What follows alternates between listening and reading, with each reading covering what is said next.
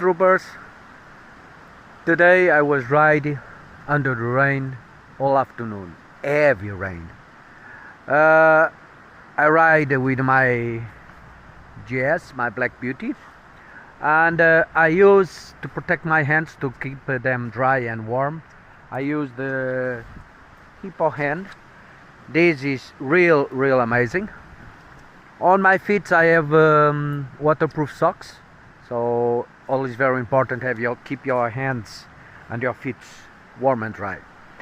But yesterday I bought this new raining suit because the last one I didn't like, it was real bad, from Dainese, the Storm 2.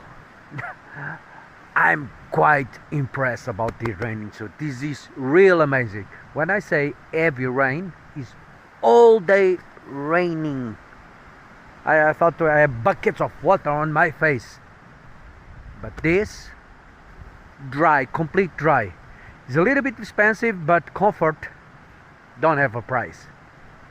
So if you like to ride under rain like me, this is your raining suit. So keep safety and have fun.